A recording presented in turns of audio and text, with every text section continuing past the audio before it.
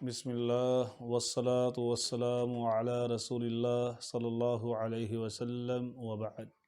آج کا ہمارا موضوع ہے دوران سفر جو نماز رہ جاتی ہے، قضا ہو جاتی ہے، اس کے بارے میں کیا حکم ہے؟ کیا وہ واپس آ کر انسان قصر ہی نماز ادا کرے گا، یا اب وہ سفر کی صعوبتوں سے نکل آیا، اپنے گھر میں آ گیا، پرسکون ہو گیا اور وہ نماز پوری ادا کرے گا؟ تو اس سلسلے میں آپ دیکھیے، سفر کے حوالے سے نبی کریم صلی اللہ علیہ وسلم کا یہ معمول تھا۔ صحیح البخاری کی 1111 نمبر حدیث ہے، کان النبی صلی اللہ علیہ وسلم اذا ارتحل قبل ان تزيغ الشمس اخر الظهر الى وقت العصر ثم يجمع بينهما واذا زاغت صلى الظهر ثم ركب۔ آپ صلی اللہ علیہ وسلم اس وقت جو سواریاں میسر تھیں، اونٹ، گھوڑا، اس طرح کی سواریاں، تو آپ صلی اللہ علیہ وسلم سفر میں نماز کو ملحوظ خاطر رکھتے تھے۔ جب آپ صلی اللہ علیہ وسلم کا سورج ڈھلنے سے پہلے ہی سفر شروع ہو جاتا تھا تو آپ صلی اللہ علیہ وسلم ظہر کو مؤخر کر لیتے اور عصر کے قریب لے جاتے، اور پھر ظہر اور عصر کو آپ اکٹھا جمع کر کے ادا فرماتے۔ اور جب آپ صلی اللہ علیہ وسلم کا سفر ظہر کے بعد شروع ہوتا یا سورج ڈھلنے کے بعد، تو پھر آپ صلی اللہ علیہ وسلم ظہر کی نماز پڑھنے کے بعد پھر عازم سفر ہوتے ہیں۔ تو کوئی بڑی تحقیق یا کوئی ایسا واقعہ ملا ہو کہ آپ صلی اللہ علیہ وسلم کی نماز سفر کے اندر رہ گئی ہو اور پھر اس کو آپ صلی اللہ علیہ وسلم نے کیسے ادا کیا ہو؟ ہاں، ایک واقعہ ملتا ہے، مشہور واقعہ، کہ آپ صلی اللہ علیہ وسلم اور آپ کے اصحاب بھی سوئے رہے حتیٰ کہ سورج چڑھ گیا۔ وہ سفر کا واقعہ ہے۔ تو پھر آپ صلی اللہ علیہ وسلم نے فجر کی نماز کے لیے سورج چڑھنے کے بعد اذان بھی کہلوائی، اور پھر آپ صلی اللہ علیہ وسلم نے باجماعت نماز ادا فرمائی۔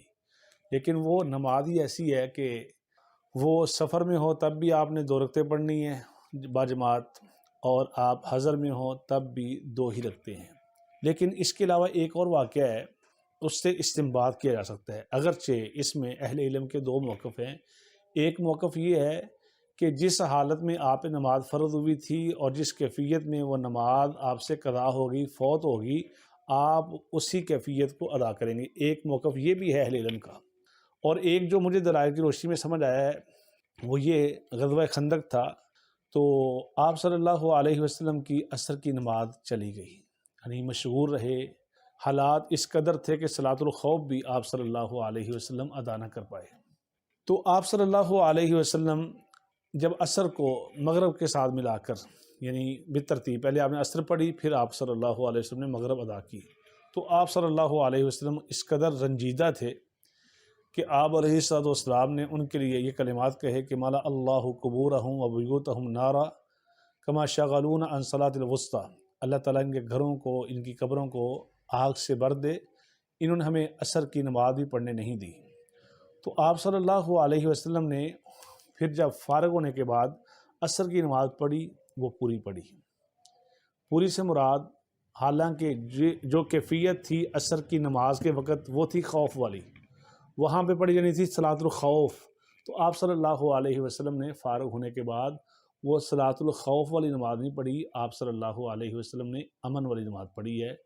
تو یہاں سے بات سمجھ آتی ہے کہ جب آپ سفر سے نکل آئیں اور سفر میں رہی ہوئی نماز آپ اپنے گھر میں آ کر جب پڑھیں گے تو پھر آپ اس کو پوری ادا کریں گے۔ اور قرآن مجید کی آیت بھی اس کے ساتھ طور شاہد ہے کہ وَإِذَا ضَرَبْتُمْ فِي الْأَرْضِ فَلَيْسَ عَلَيْكُمْ جُنَاحٌ أَن تَقْصُرُوا مِنَ الصَّلَاةِ۔ جب تم زمین میں سفر کر رہے ہو نا، اس وقت کوئی حرج نہیں کہ تم نماز کو قصر ادا کرو۔ اب آپ کا سفر کمپلیٹ ہو گیا ہے، جو سفر کے دوران نماز رہ گئی ہے اور آپ اپنے گھر پہنچ گئے ہیں، تو پھر آپ اس کو پورا ادا کریں۔ واللہ اعلم بالصواب۔